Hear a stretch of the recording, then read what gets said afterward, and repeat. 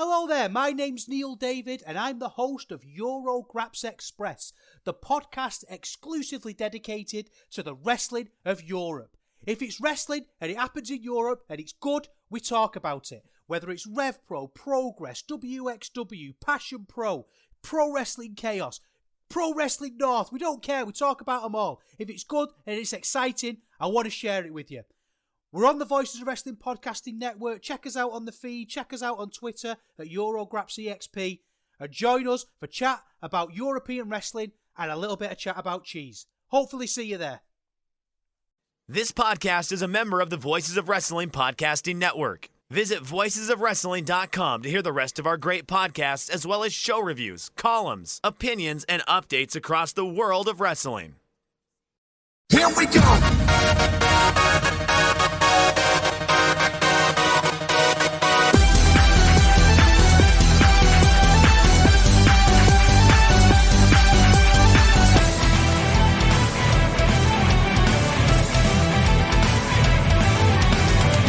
Kiss me like a love song.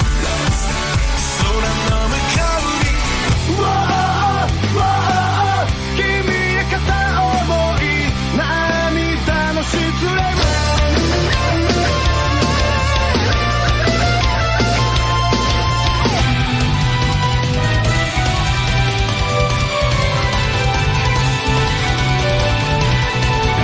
Give me two, give me five, give me double chatters.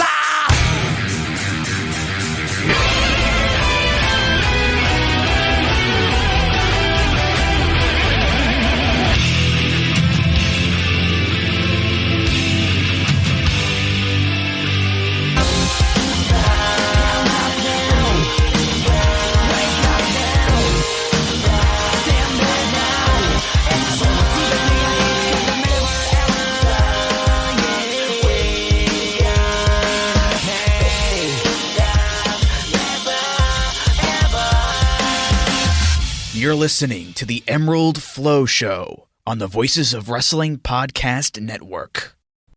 Welcome to episode 53 of the Emerald Flow Show.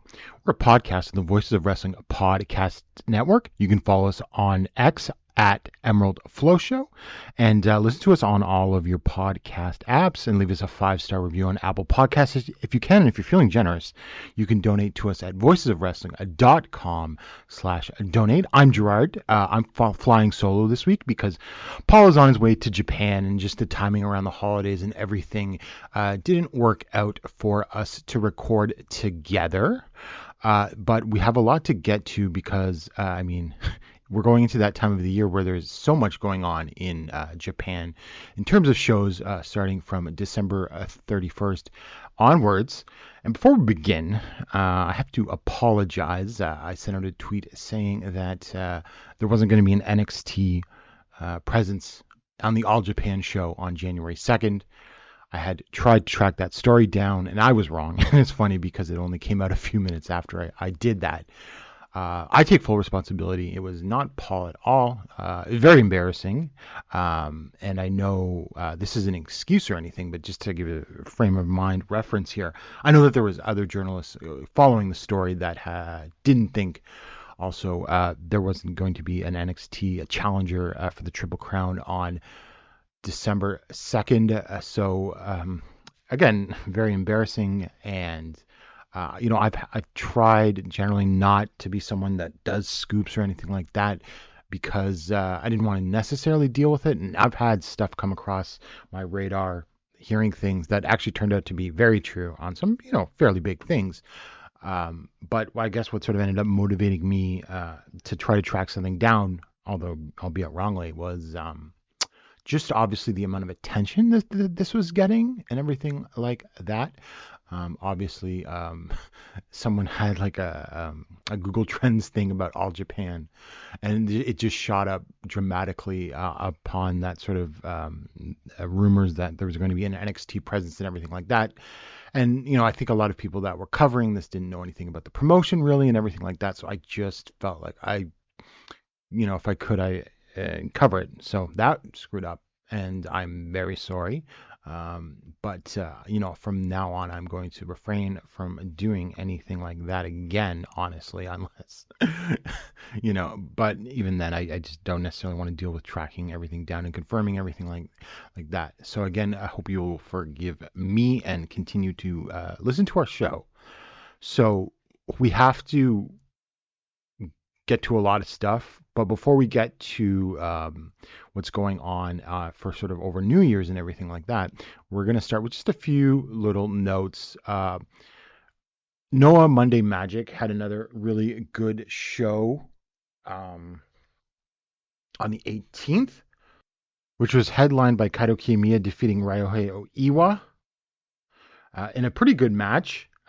You could sort of tell that maybe they weren't, they were holding back. Maybe that will be a bigger match, singles match come down the line. But again, just went just under 15 minutes, very much worth it.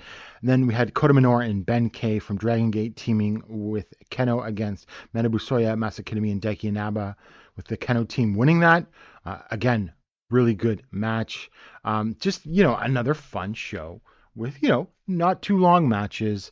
And the younger talent and everything like that continues to be one of the best parts of Noah, without question. And then also I did not see the subsequent Korakuen just before Christmas, although that drew not very well at all. I think 600 and something. So, Noah sort of continues to struggle on that front, so we'll see when things turn around. And then also on December 21st, there was Noah Monday Magic. Or sorry, not Noah Monday Magic. A New Age Chronicle 2 from All Japan, which is sort of Rising Hayato's young guy show. Really the top, I thought the whole show was really solid, top to bottom, but really the top two matches of the Aoyagi brothers with the Saito brothers, and the main event of Yuma Anzai and Ryuki Honda versus Rising Hayato and Imabari Tao Mascaris from Eheim Pro. Really good match. Again, they gave the Hayato and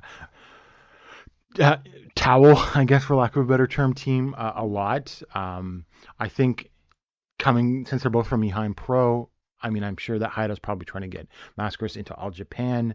He's a little small by All Japan standards, but he's obviously very young, and there's a lot of potential there. I guess before we get into previewing the shows themselves, we have to go over a couple of other news and notes. First off, the Actress Girls promotion has signed some sort of business agreement with All Japan, which I think, well, not necessarily specifically AWG, but it was obviously a long time coming that they were looking to sign some sort of deal with a women's promotion. There was that deal with Ice Ribbon, but that fell apart when things in Ice Ribbon started to fall apart a couple years ago. So we're getting an Actress Girls presence on January 3rd, and we had a silly skit with President Fukuda, Tsuyoki Fukuda, introducing himself to some members of their roster. We'll talk more about Fukuda later. So I think that was inevitable, and I think that's good. And I think we're going to see them more on January 3rd.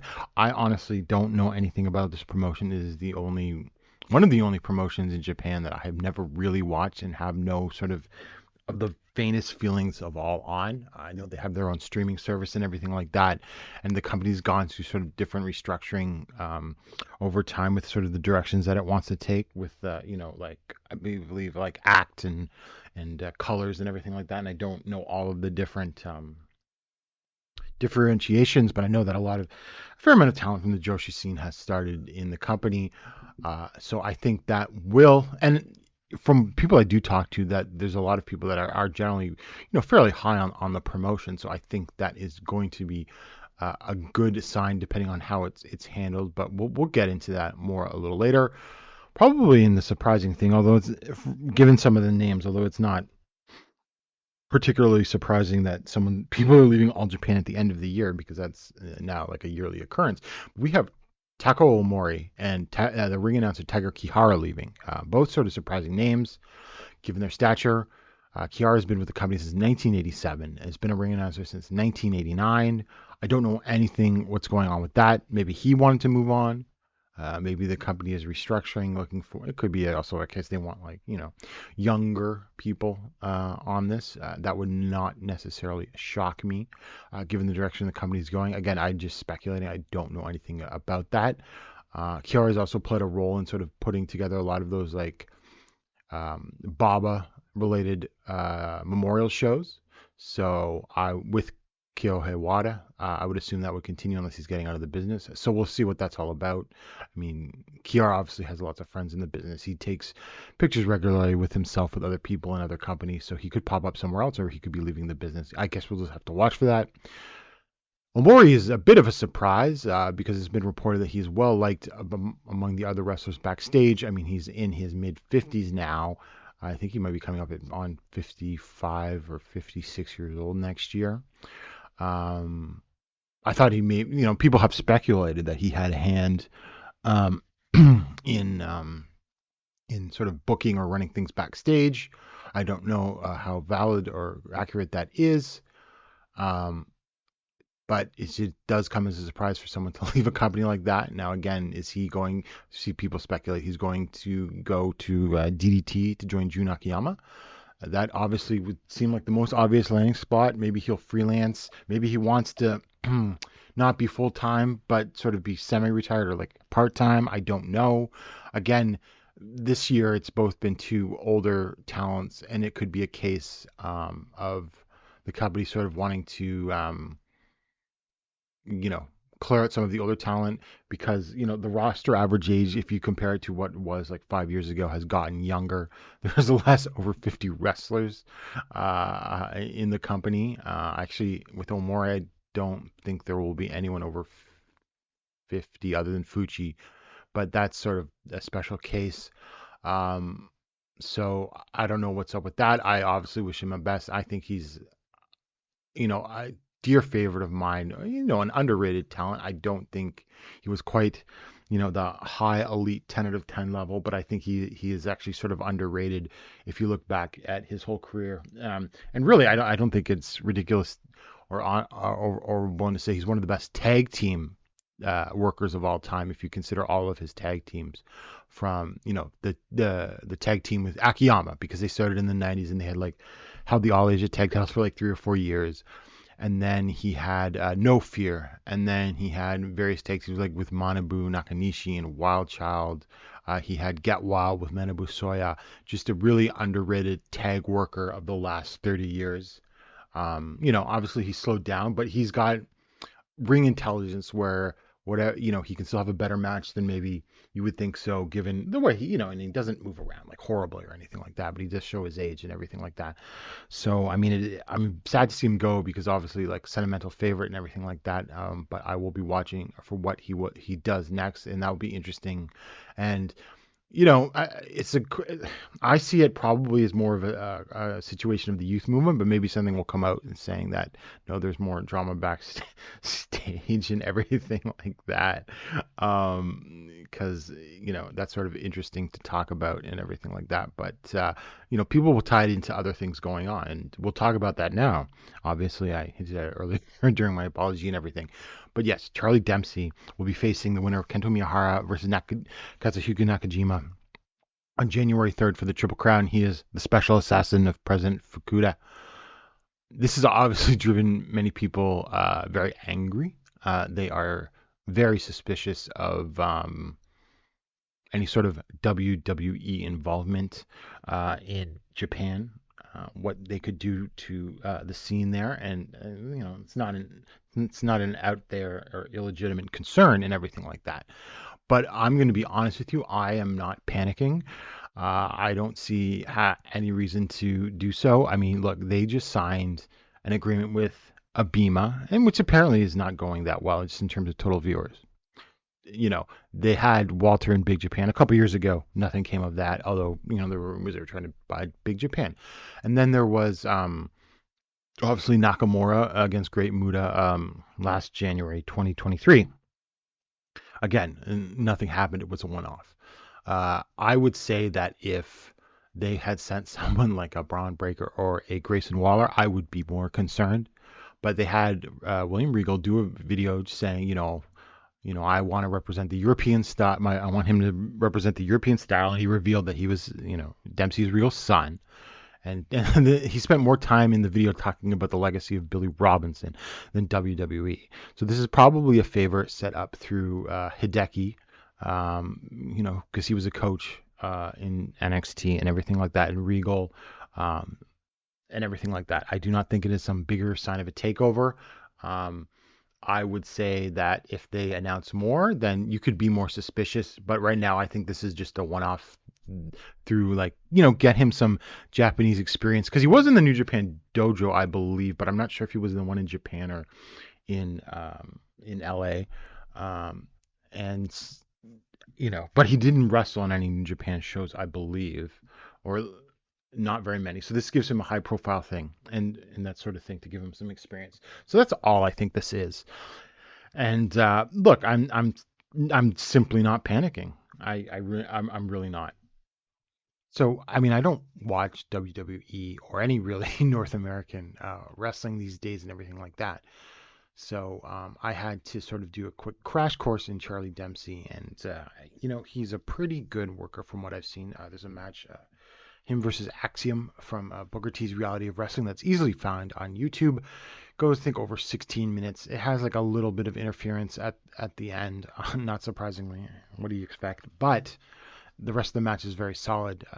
He is obviously trained in that European style, very similar to his father and everything like that.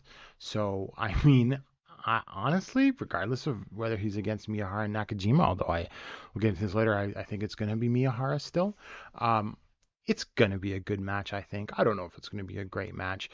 A lot of people are not impressed. Obviously, I get it. I don't want to speak for Paul, but he didn't seem too impressed.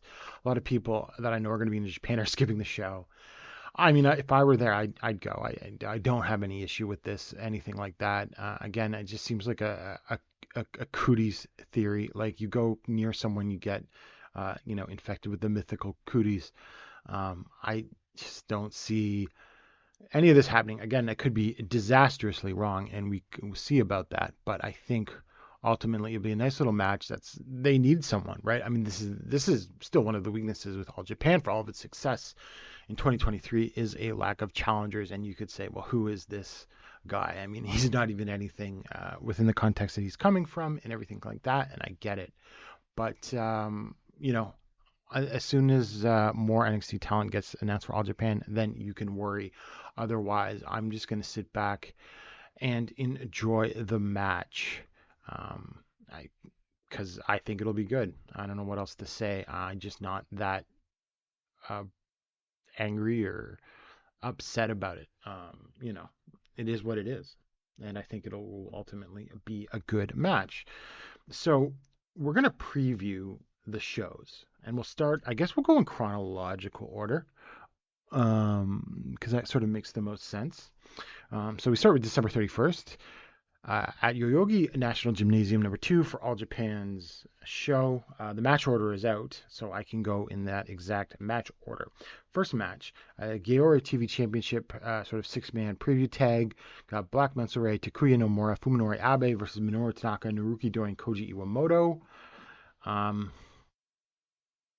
I mean, I think that will be a very solid opener. And I think probably Tanaka is going to pin Menso-re prior to their match. It just makes the most sense, because I'll get into that more later.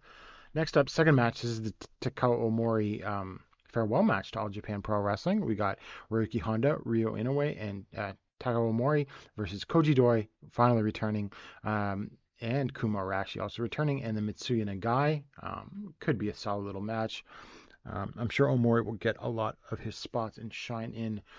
Third match, we've got Yoshitatsu, who, actually, I gotta say, I'm surprised he's still staying at the company and everything like that, especially the way he's been booked over the last year. He's definitely being wound down. He's not having these weird little angles like Yoshitatsu Kingdom or the Tatsuverse or anything like that. So he's teaming with Yuma Aoyagi versus Shuji Shikawa and Renai Abe.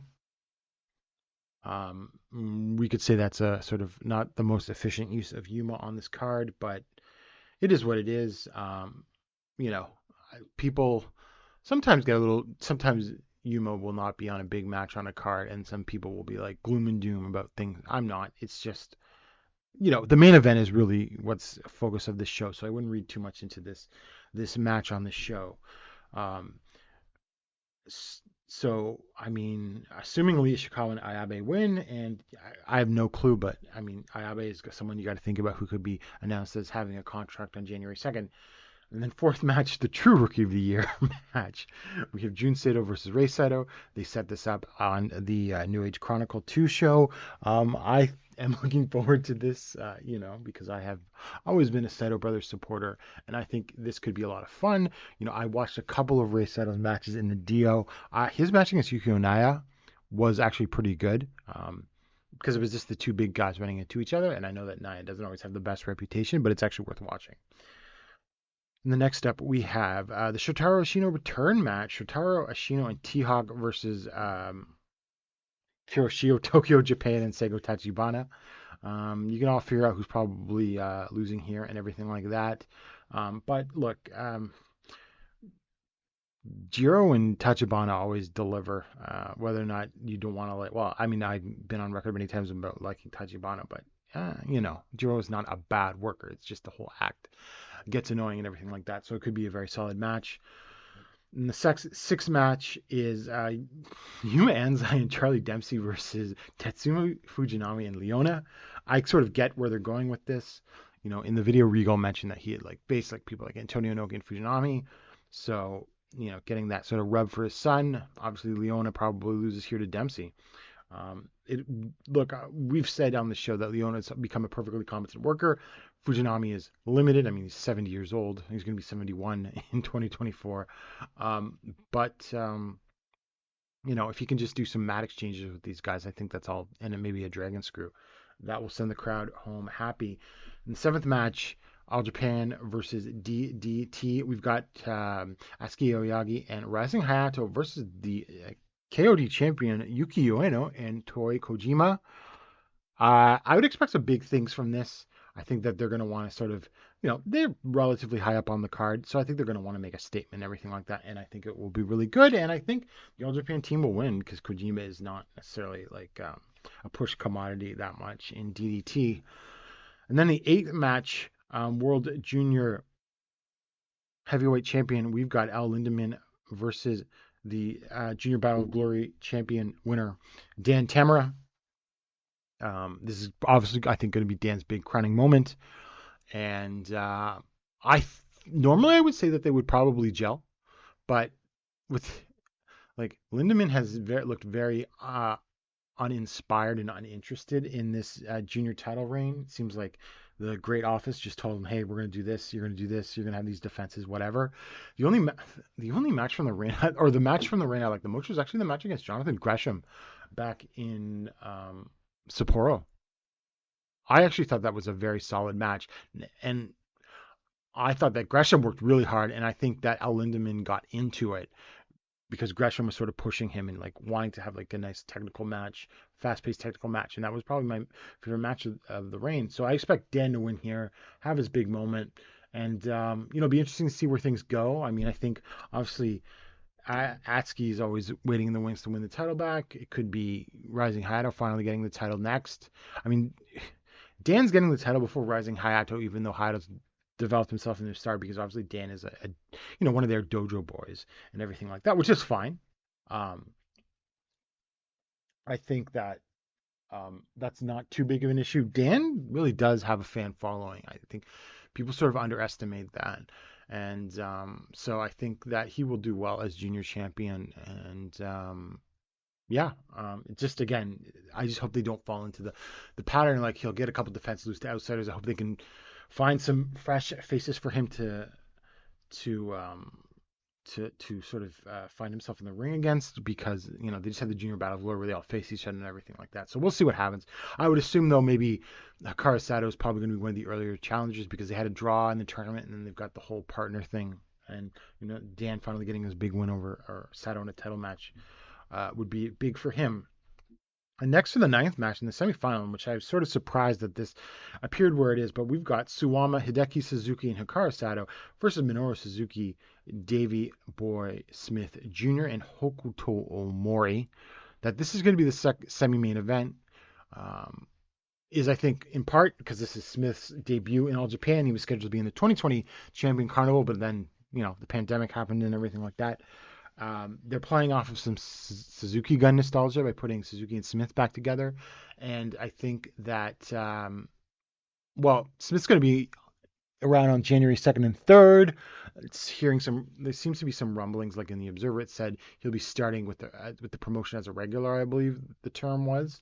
So you got to assume that he might be around. He probably is, maybe if this is right, in the Champion Carnival, because I think Dave does talk to Smith in the Champion Carnival and everything like that. So, I mean, he's obviously someone that would be a fresh challenger. I mean, I go back and forth. I mean, I don't think Smith necessarily has ever lived up to some of the hype that people thought, but I think against the right opponent, he can have a good match. And I think ultimately for All Japan, it's probably a good thing. I mean, he fits in because of his size and everything like that. So I have no problems with this, in all honesty. And he's been away for a bit. So, he's kind of fresh, hasn't been in Japan in a while, and he's definitely fresh in All Japan. So I've got no problem with it. And anything like that, I wouldn't be calling for a Triple Crown reign or anything like that, though. And then in the main event, of course, we've got for the Triple Crown, Kazuhiko Nakajima versus Kento Miyahara. I know what else to say, obviously. I mean, Nakajima's going around with this incredible heel troll where he's, posing with the Triple Crown with Hisashi Shinma, former president of actually the WWF and New Japan. And he says he's going to come out to Inoki's Bombaye theme and everything like that. He's got the red towel around his neck, really leaning into like this. He's representing Inokiism against King's Road and everything like that. Could make for an incredible entrance and an incredible match. I mean, we have to be talking about match of the year level caliber here to close at the year. And I think that will obviously get a lot of momentum on people's lists because it happens at the last day of the year. So as for the results, I mean, it's hard to say. We know that Nakajima will be hanging around at least till January 14th because he's challenging for the World Tag Team titles with Hokuto Omori against the Saitos on the Masanobu Fuchi 70th anniversary show, or 70th birthday / 50th anniversary show. So does he win? I mean, I can't imagine that Miyahara is going to lose another Triple Crown match so soon again. And it just feels like this was always set up to be back and forth. Nafumi Saito on the Pacific Rim podcast had some comment where he's like, it sounds like Nakajima and Miyahara are working together to try to elevate All Japan. If that's the case, then maybe Nakajima's sticking around even if he's not joining the roster. So we'll see. But really, I think the right choice is Miyahara, especially if we simply don't know. Even if Nakajima wants to sort of work in All Japan continuously, if he's not going to be contracted or full-time, I just don't know if you want to do this. And I think going into this, it just feels right. And it closes the story. And I think, they did their thing. And I think what will happen if Miyahara wins, that they'll do the sort of reconciliation after the match or shortly after and everything like that. And I think there'd probably be some money to be made if they were a tag team as well, going from that. I mean, Miyahara's probably Teflon if he were to lose, but then it just becomes incredibly contrived because you would assume that Miyahara is going to go through the Champion Carnival and win that again and everything like that. So I don't know. Of course, we have Ishino coming back and everything like that. I just think it's a better idea for all things considered, just to get the Triple Crown back on him. Nakajima came in, had that great match with Aoyagi. He won the Real World Tag League. And maybe he'll be around some more. He might, it's not no reason, unless he completely signs a contract with New Japan, there's no reason why he could never be Triple Crown champion again or something like that. So it remains to be seen, but I'm going to lean, I'm not 100% by any means, but I'm going to lean Miyahara on this. It just seems the most likely outcome given the story. And Miyahara is finishing the story, as it were. So then we go, we'll stop. We'll go to January 2nd for All Japan, because this is an interesting thing, because there's not much announced, right?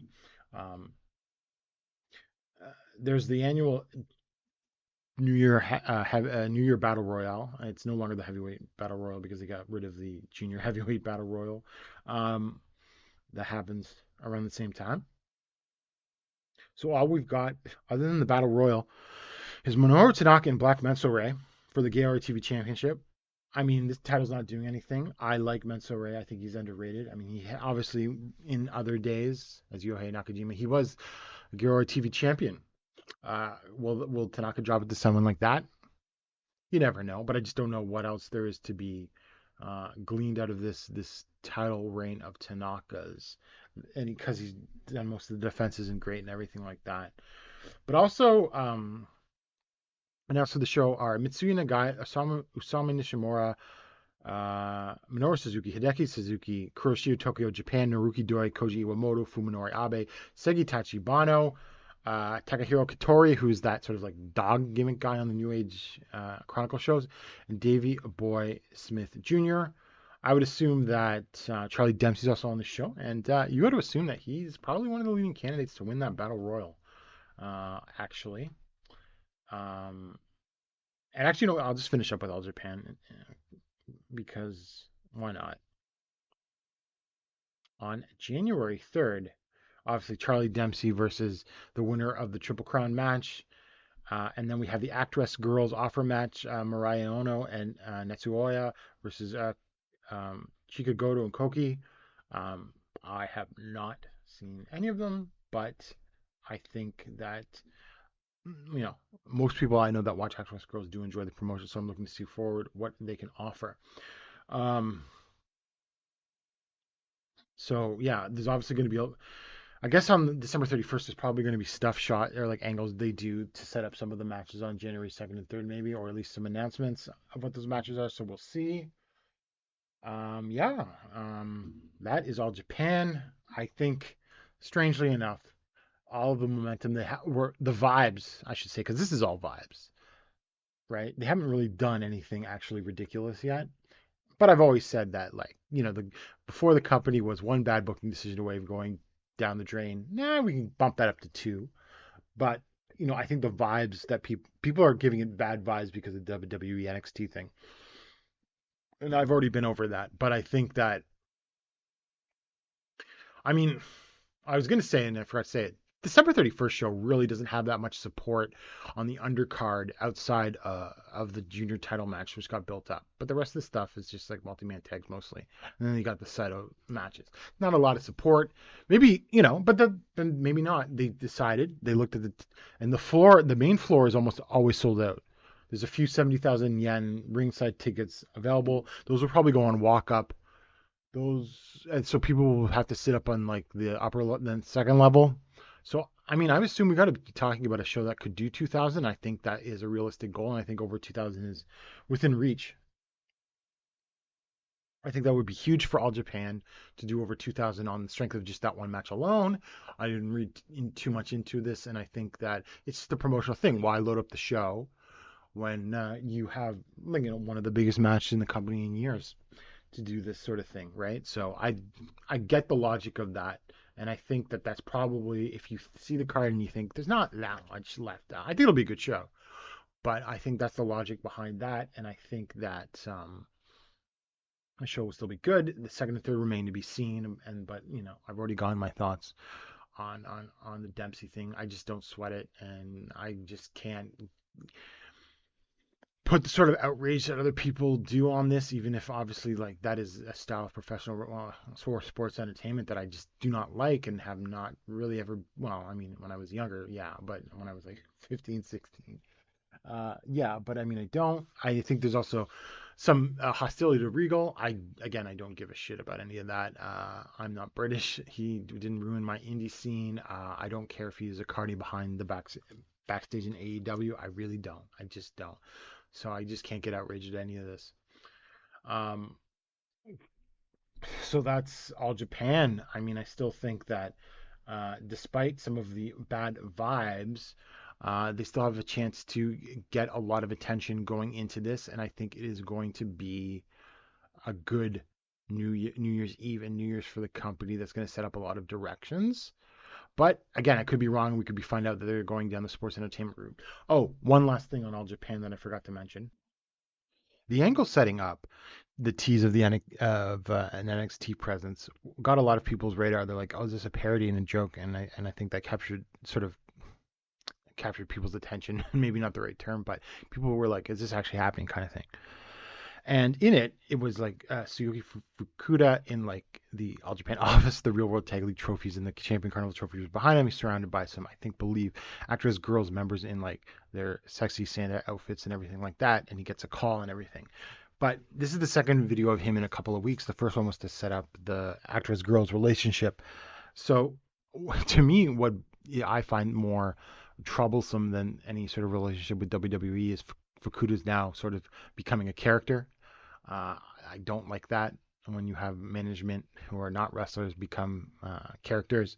And of course, obviously people who have been longtime watchers of All Japan remember Nobuo Shiraishi in 2013, obviously, the crazy egomaniac guy.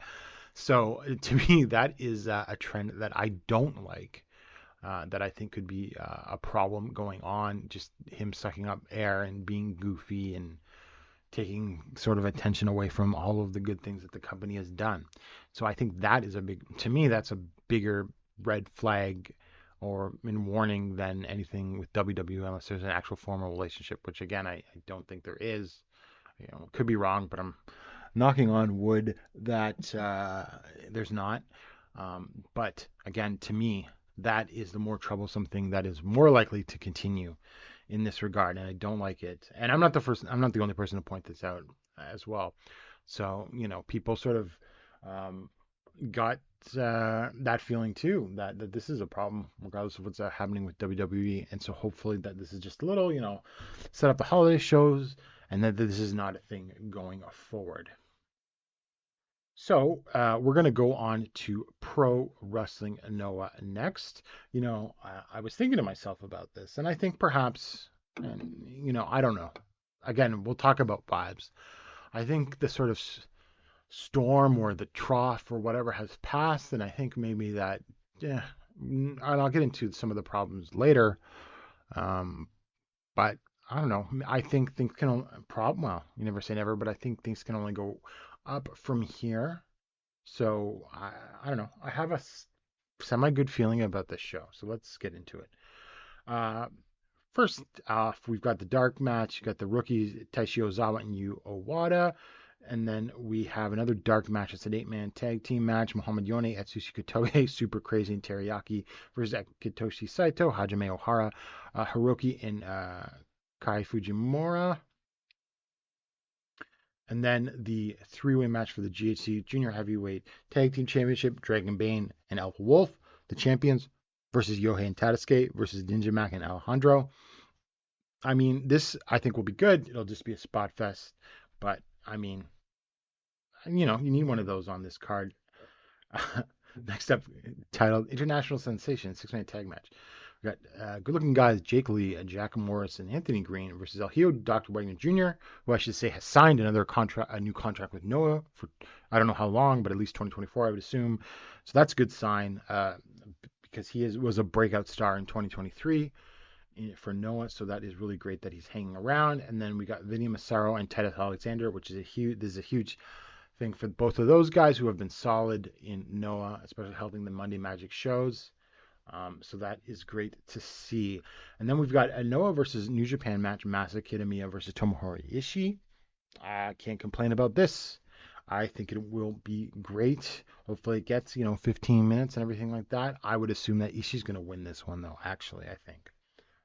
Because that leads us to the second Noah versus New Japan match. We got Go Shiozaki versus Satoshi Kojima, the rematch from the 2022 Cyberfight Festival main event. I think, considering that Kojima had just pinned Shiozaki in a tag match, Go wins here. Although I don't know what that means because it still feels like they're downcycling Go. But I mean, I can't go wrong with the match between those two guys, although it's probably going to get 15 minutes match. And then we've got the Great Sakuya Advent. Great Sakuya and Nagisa Nozaki versus Haruka Umiseka and Miyuki Takase. I've heard that Sakuya, it could be, this is speculation, Riko Kawahara. Marvelous. But nevertheless, I think with that talent in there, although Nozaki's looked a little rusty, but she's still very solid. I think that will be a good match.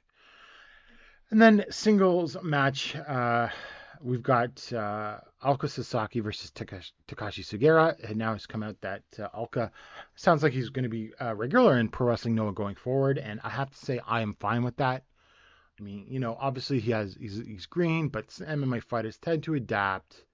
And look, given the way that he's only 34 years old, he's got a good look, a little small, but that's not as big a deal in Noah. He's actually, maybe a little more skinny, but his height is around where you've got your other guys like your Seguras and like what Nakajima was in Kano and everything like that. So if he wants to do this, I think they might as well ride it because what else they got? And that sort of thing, right? And I have no problem with that because he's obviously like a pro wrestling fan and wants to do this as opposed to just trying to cash a check and everything like that. And I think he's going to work hard. And I think Segura is the first great opponent because they can just stiff themselves, each other, I should say. And then next up, we have the tag match wrestling sympathy is Zack Sabre Jr. and Yoshinari Ogawa versus Hiroshi Tanahashi and Hayata. I would assume that maybe Sabre and Ogawa win because they're the established tag team. It could be either way, but like Ogawa's pinning Hayata and Hayata's pinning Ogawa. Maybe Tanahashi pins Ogawa or Sabre submits Hayata. But again, well, I was gonna say I was looking forward to this, but Hayata's there. But these other three and even Tanahashi in this day and age can make something of it. Now we get into the situation where this has become New Japan calling it Wrestle Kingdom Week because now you've got two matches on this card setting up matches at Wrestle Kingdom, which is so silly and ridiculous, but Noah has allowed themselves to do it. And if you wanted to tell me, or if I were to tell you what I think probably one of the bigger problems still in Noah is that they have allowed themselves essentially to be cucked by New Japan. New Japan. It is what it is. For the GHC Junior Heavyweight title match, we've got Daga versus Ada. I mean, Daga said he wants to continue. I think he left AAA and said that he wants to continue to focus in Noah in 2024. For some reason, I thought he might be focusing in Ring of Honor, but I guess not. But I think that this is sort of the build-up to Ada's long-awaited reign with the GHC Junior title. So I think he wins here. And, it depends what kind of Ada, not just in this match, but because they might want to do lucha stuff, and it could be good. You can never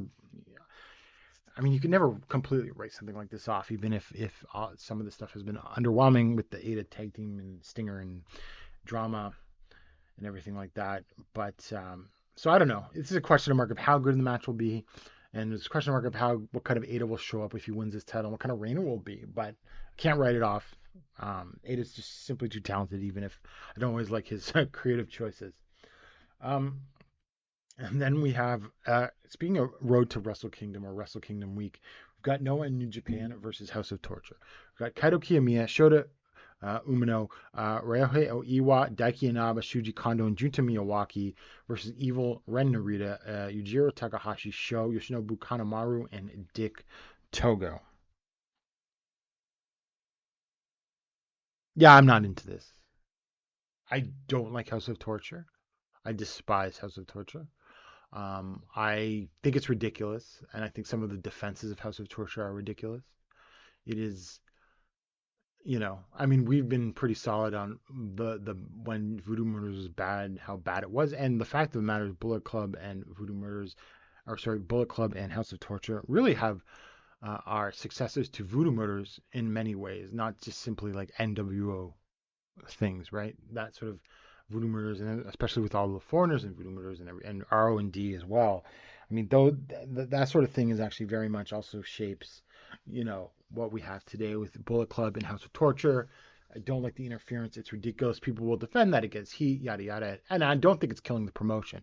But I think with a company with like New Japan, with its level of talent and its resources, and yes, it has resources, even if, can't afford to, re-sign certain wrestlers and everything like that. The fact of the matter is that they could be putting their talents towards better uses than this that would have much bigger returns than House of Torture does. In terms of putting people into seats and everything like that. I don't buy that it's simply over. You could be doing something else that would be a much bigger deal that is far less annoying, and I don't have any time for it. And I don't have any time for it's just, I don't know how you can compare it to bracket out just the worst of North American pro wrestling as well. I just don't have any time for it, and I think it drags down this show, and it's just useless, right? That's the thing, right? Because, I was planning on going into this digression and stuff like that because of sort of the main event, but with the AEW relationship, and it's funny because I see a sort of vocal crowd up there that does not like the AEW and New Japan relationship, and I sort of laugh at that because look, okay, I will concede the point that perhaps, on AEW TV, on Forbidden Door or whatever, you do not get up and down the card as many interesting matches as you can. You could say that AEW doesn't let their guys lose as much as they should to the New Japan guys. I get it, that's fine. But you have to then make a case that somehow this is affecting the product that happens on the shows in Japan, and it really doesn't in any super meaningful way, right? If you think there is a malaise in New Japan, and maybe malaise is a strong word, but some people have that feeling about a malaise. If you don't like Sonata, and my feeling on Sonata is that he is somewhat under-delivering as champion, but at the same time, what else are you going to go with? Another only other option would be another Naito Okada main event, but they sort of did a lot of that during the pandemic when they needed to sort of sell as many tickets as they can. So that match they did in the G1 finals, which is a little different because I think that the winner is sort of, more up in the air of who people might think it might be and everything like that. So Sonata is not, or AEW is not responsible for Sonata as champion. AEW is not responsible for any whatever backstage stuff that has led to the removal of Obari and Hiroshi Tanahashi becoming president of the company. AEW is not responsible for House of Torture or any of the booking or anything like that. If you don't like certain wrestlers getting pushed, or if you think the Reiwa Three Musketeers are not being pushed fast enough, and I think there's an argument to be made that they should be probably pushed maybe faster and harder. Again, AEW has nothing to do with that. I think that, you can be, but I just think some people take it to be more of an overall thing that's affecting the company. And I get it. Maybe it's not always the best, maximizing use of when they're over in the States or North America. But I just don't think that the bigger issues in the company are caused by AEW. And I sort of just roll my eyes when people complain about that relationship because they think it's sort of affecting the whole company and dragging the whole company down when that's not the case. Other choices, if you think it is malaise, I think that malaise question is somewhat overrated. I think that there's simply just, House of Torture, one thing, but there's just simply too much talent in the company, and especially young talent now. I think some more rookies just debuted recently that this company isn't something that the company can't pull itself out of, and that, the AEW thing is what's dragging it down. But House of Torture is. And then for the GHC heavyweight title match, we got Keno versus Manabu Soya. And obviously, this is a match that, with the whole attention of what the real main event is and everything like that, I think that these two guys are going to go out there and want to put on a show. They are probably just going to stiff the crap out of each other and work real hard because they have something to prove. But of course, the result is in no question because it's going to be Keno. But this is honestly a nice reward for Soya, who worked really hard all of 2023 and arguably had the best year of his career. Just great stuff, and I really think this will, when we go look back at like the week of New Year's or Wrestle Kingdom week or whatever you want to call it, that this will be one of the best matches of that week. So now we go to our main event, which is Naomichi Marufuji versus Kota Ibushi in a dream match. And yes, it is a dream match. It was something that was planned on happening like a decade ago, but injuries got in the way and everything like that. Obviously, Marufuji and Ibushi are not what they once were as wrestlers physically. So there's a lot of question marks going into that. I actually think that they can have a good match if they just do some ground and pound and just chop and kick each other really hard. I think that they can make something of it. Not necessarily on a spectacular level, but just on a solid match structure like this.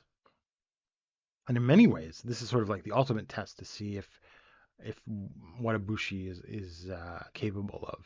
Although I think some people, it seems, I don't know. I didn't see AEW last night. I haven't in months. I got out of there as soon as I smelled the sports entertainment stuff increasing way back in February. I will go back and watch, your very highly touted matches, whether it's like, Omega versus Ospreay 2 or like Swerve versus Hangman and stuff like that. Anyway, so I think that something that Ibushi is going to be working World's End to fill in for Kenny Omega, possibly. So I don't know if the jet lag and getting over there and traveling is going to affect him or anything like that. So we'll see, but I can't say that I think this is going to be a disaster, or it could be. Who knows, right?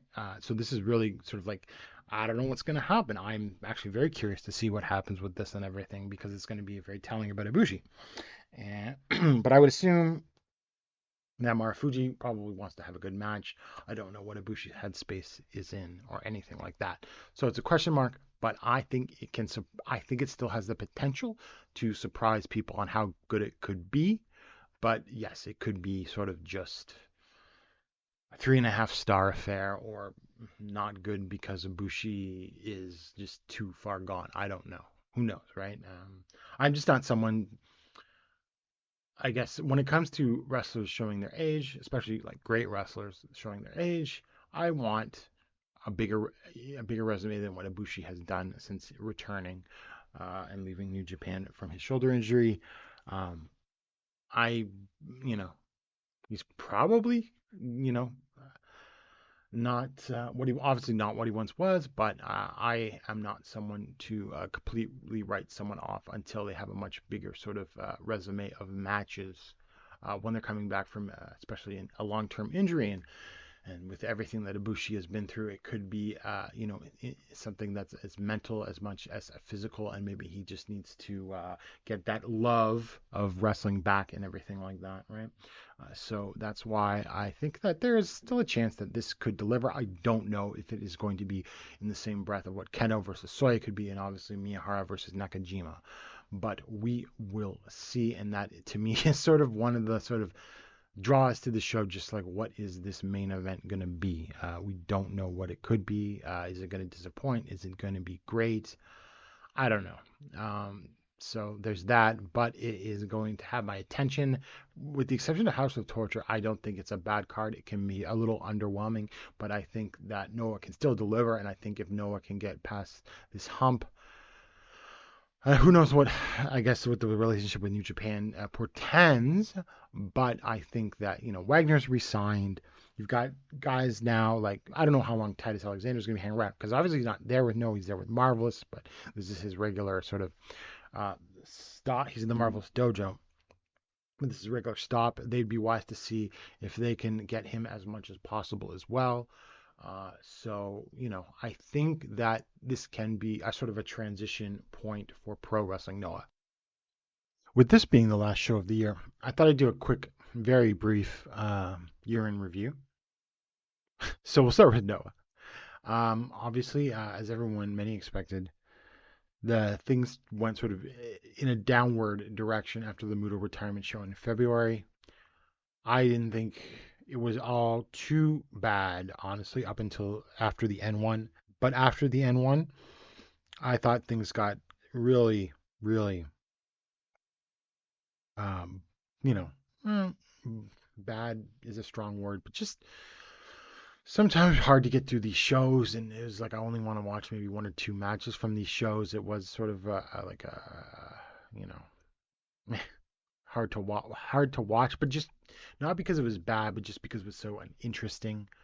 But the Monday Magics did help things, and I think that it allowed people to get some shine in the company, especially like people like Titus Alexander, people like Teriyaki, who I have both been impressed with. And obviously the Monday Magics aren't coming back until April. And then we've got the May Sumo Hall show, which has a magic sort of, I think it's like wrestling magic or wrestle magic or something like that. So it could be all tied in. We'll see what that is. So that was like the brief Noah 2020. for. I don't think I'm alone in that feeling. Although, I mean, again, there's still despite some losses, obviously Nakajima being a big one, I still think they have a great roster. It's just what you sort of have to do with them, and the booking sort of has been a little lackluster on that. But I think Keno is good enough to help pull things in an upward direction after the January 2nd show. So I think that 2024 will be better. If they lose more people, then we could have a repeat of late 2023 where it just becomes like a slog sometimes. But I guess I'm cautiously optimistic because I think Keno is just such a talent that obviously other things in the promotion have to improve, but I think that he's the right man to be champion for I think a long time at this point especially. And then of course we have All Japan, and I went over what I'm concerned about President Fukuda more than WWE. But what can I say? It's been a great year for them, business-wise, creatively. Made new stars, or are in the process of building new stars. A lot of people got elevated this year. I thought there was a little lull from the Champion Carnival, maybe from May to August. But from August, September onwards, great, amazing stuff. The most excited I've been watching the company in years. Obviously if Miyahara left tomorrow it would be a big blow, but you can imagine an All Japan without Miyahara now. You've got the Aoyagis, you got Honda, you got Anzai. The junior division is improved, but the cycle of booking is still a problem. They held the tryout on the 21st before the New Age Chronicles show, so hopefully that they have accepted some more wrestlers into the dojo, and hopefully something like Taka Omori's departure is more of a sign of more youth coming into the company than, backstage problems or anything like that. So I am very bullish for All Japan in 2024. I think Miyahara and Aoyagi want to lift this company up, and which is another reason. Well, I mean, Miyahara is obviously known that, he likes his American wrestlers, Hulk Hogan, obviously. But I just, again, going back to this, I just don't think that.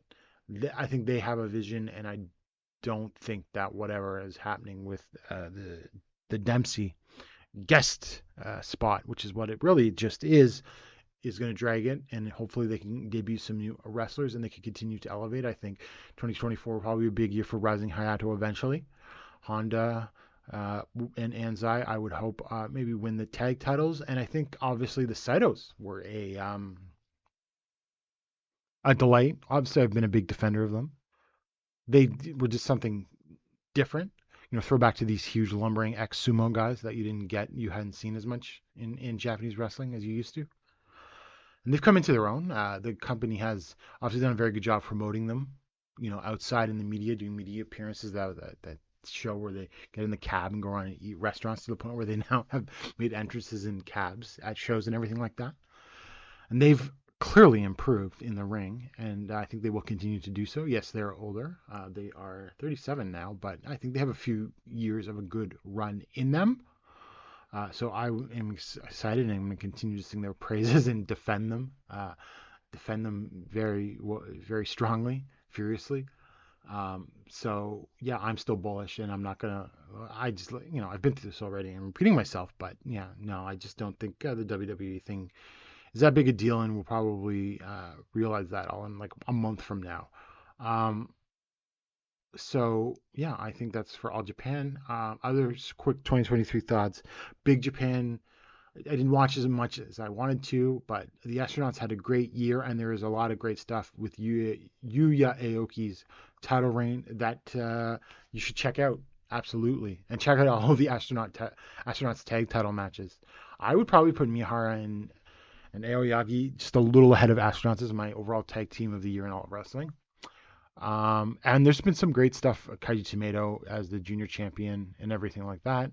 And they have some foreigners, Ender Kara, Leighton Buzzard now in the company. DDT. Look, I thought DDT hit a low that it hadn't. Well, people were really low on DDT, even despite the fact that Higuchi was champion. I was higher on it because Higuchi was champion. But the inexplicable decision to put the title on Yuji Hino soured things, but they persevered, and obviously, Chris Brooks had a great reign, and now Yuki Ueno has the champion, and I liked their match. Probably, I mean, I think people recognize their match as being technically great, but it sort of lacked that, I don't know, passion or whatever to it, excitement or drama. I still thought it was a great match. I think it was only a matter of time before Ueno won the title. And I think that there are things in DDT that I'm a little more bullish on, but I'm never really all the way in with DDT, but I still think that they are probably trending in the right direction. So, I mean, and they still have some really great big matches and everything like that. And anything else I watched? Well, obviously you want to watch Takuya Nomura versus Fuminori Abe, and that's on Wrestle Universe, and we talked about that. That was the other big highlight of the year, I suppose. I sort of touched on New Japan a bit. I don't know. I think they're in a holding pattern, but I think it's a rebuilding time, and I think so as a result, I think some people could be a little overly dramatic with the direction of the company. I will say that as I went through, other than House of Torture, which is trash. So yeah. And I realized that I forgot to talk about this United Japan Pro Wrestling thing. And they're going to do a show at Budokan in early May, I believe. Now, my read on this, because some people think that this is some sort of like permanent thing, I think they just want to do another all-together style show just for the sake of it, make a little bit of money.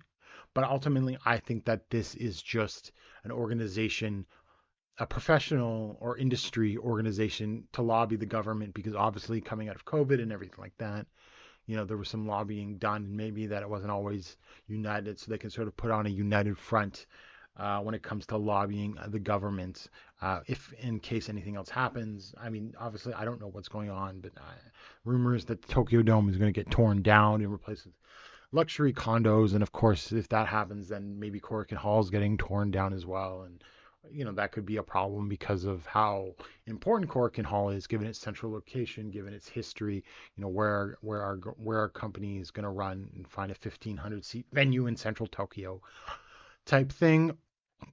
So it makes sense from that perspective of why they would want some sort of essentially a lobbying organization for the pro wrestling industry. And I think that's all it is. There's nothing more to read into it.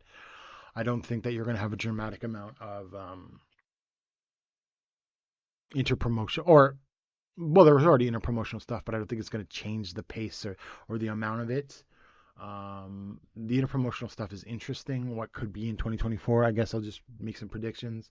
I think DDT and All Japan relationship works because most of the DDT guys, except for the really top guys, can lose, and it's not a deal as we saw with Eruption in the Real World Tag League.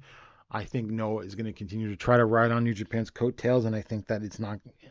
I mean, the OE one, Kiyomiya tag team is great, but Kiyomiya does not come across as a guy that's like won singles tournaments and is a multi-time GHC champion. He feels like he's like barely above Young Lion phase with this, despite I really like them as a team. It's just the question of perception and everything like that. But I think that Noah is going to continue to ride that train, basically. As far as All Japan working with New Japan and Noah, I don't know what's going to happen with that. There hasn't been much since Kojima and Nagata stopped being regulars. Suzuki is a freelancer anyway, and Minoru. Right? And then obviously we've seen like Hideki Suzuki hasn't worked Noah, I think, since like November or maybe even October. I think it might have been in October. So like, is he sort of left because of what's going on there? Well, I'm not saying there was a problem, but he just sort of moved on to the next place, not on some bad terms or anything, but a place where he could be used differently, because I don't think he was going to be used. He'll be the focal point of stuff in All Japan. I don't think he would just be a background player in Noah right now, which is fine. Again, Hideki probably had something to do with this WWE deal, but I have enjoyed Hideki in All Japan so far. In all honesty, his team with Suwama, despite the first match, became fun, And I really like his stuff with Anzai. I mean, hopefully it leads up to an Anzai singles match where Anzai wins, but I can't hold my breath on something like that. But I think it would be a great way to help elevate Anzai. So I don't know what's going on with Noah and All Japan, because you've had like Rising Hayato and Yuma Anzai on Monday Magic shows, both getting huge responses from the crowd on those shows, and Jake even teasing something with Anzai. So will Jake Lee be in All Japan in 2024? No, not like a jump back, but as an interpromotional thing. I don't think you can write it off. I think it's something that could happen. Other predictions for 2024?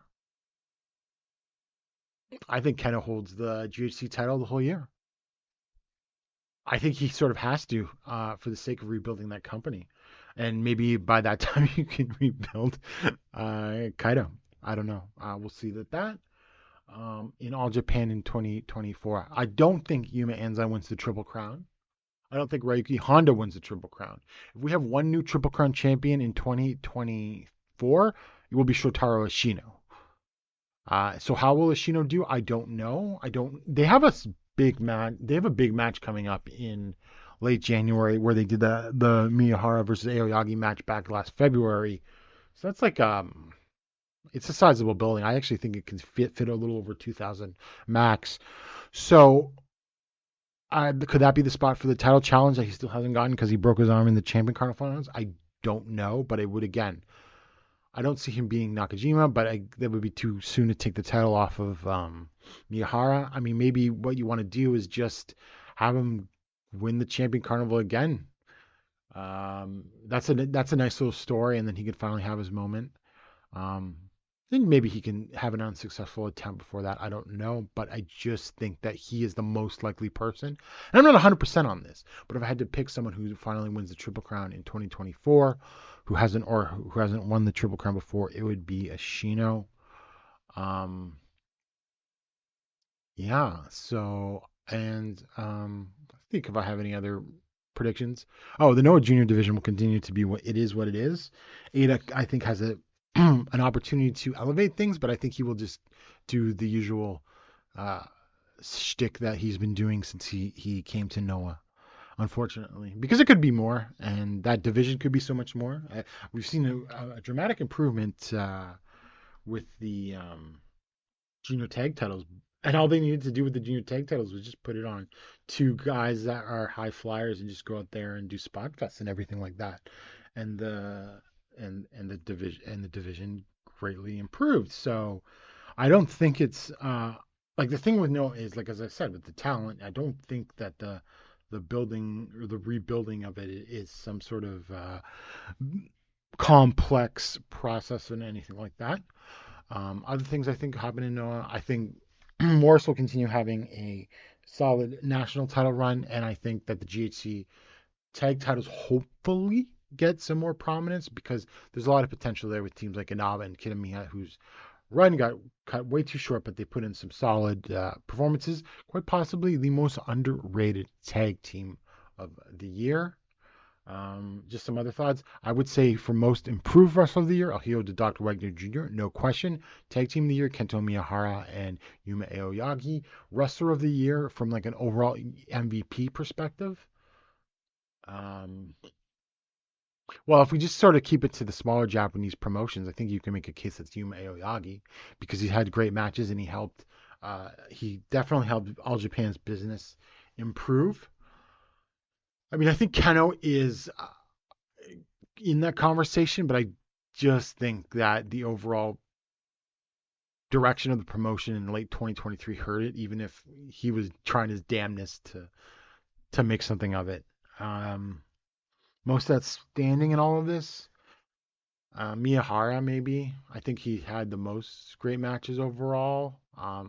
Kaito is still a great worker in terms of, like, he's still young, so he still tries. And I've said this before, like on the spot shows and everything like that, he works so hard. I mean, he's eventually going to slow down. I mean, guys like Okada did that too, right? But he's just a joy to watch in that. I just hope that they can resuscitate his career and everything like that.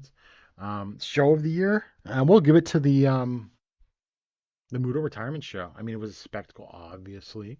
I wasn't as high on the main event as others. It's sort of funny because there's definitely people that are like obsessive work rate nerds that just decide to get all emotional and decide that was an amazing match.